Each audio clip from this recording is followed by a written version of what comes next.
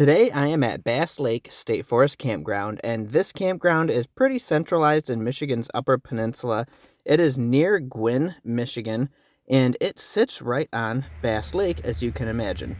This campground, when you first pull in, you're going to notice you have to cross an ORV trail.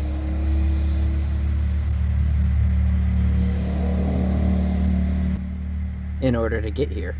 And because of that, if you choose one of the campsites that's near the entrance to the campground, you might hear a little bit of road noise. Otherwise, this would be a great spot to stay if you're actually looking for a campground to stay at and bring your ORVs with you. Right away when you pull in, you see the registration station, and there's a warning sign here, probably for liability, but maybe some of the structures here are unsafe. It says to stay off the dock and don't trust hand railings pretty much. The cost to stay here, according to this billboard, is $20 a night. And $20 a night is pretty standard for a state forest campground that offers outhouses and has pump water and garbage service. Before I head into the actual campground and we check out some of the campsites, I'm going to take a look here at the boat launch area. This lake actually has a paved boat launch on it, so that's really nice. It's right here in the campground. You can definitely back your bass boat out in here, and you can go out and fish for some northern pike or some bass. I meant to turn to the left here and go videotape some of the picnic area. Instead, I got a quick glimpse and the phone shut off, but you could see there's a couple picnic tables and kind of a nasty sandy beach. It's not something where you're going to find a crowd for sure, but it'd be plenty good enough for a couple young kids to play in if they were looking to get in the water on a hot day.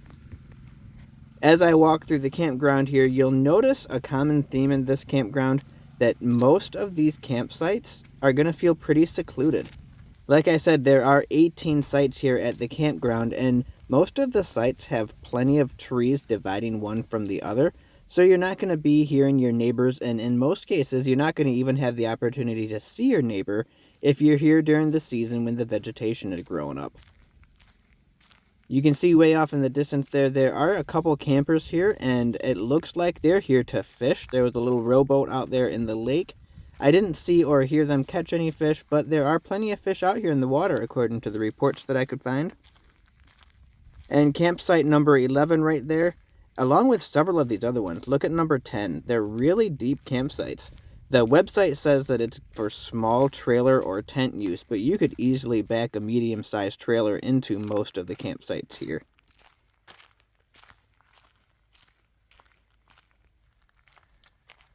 Campsite number 13 is another one of those campsites that's just super deep. You could easily fit that large to medium-sized trailer right across the road, the same situation. So don't always go off just what the website says. This is definitely a campground that you could bring pretty much any rig to and get it backed into your space just fine, or be very comfortable with just a couple tents and your small car. One thing I really liked about this campground is just how shady it is. It'd be a great spot to stay in the hot summer months because you're going to have plenty of shade over your campsite, keeping that sun off your tent or trailers. Also worth mentioning about this campground is that while I was here on this nice sunny warm day, I did not have any mosquitoes or flies or gnats or anything like that bothering me the entire time that I was here.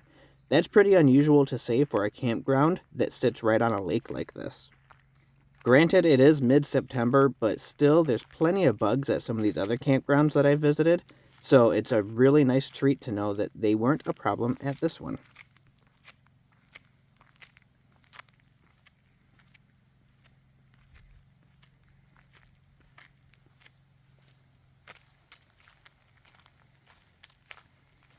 As I finish out walking through the loop of this campground here, my final thought on these campsites that are on the outside edge like this is that you're going to get a lot more of the road noise and the noise of the boaters and fishermen coming and going from the boat launch area here, especially if you visit this campground on a weekend. So these campsites that I'm walking by now and the one that I'm parked in would probably be my last choice if I were to stay here. Although they are still really nice, large, shaded sites. So if you get stuck with one of them, I wouldn't be too disappointed.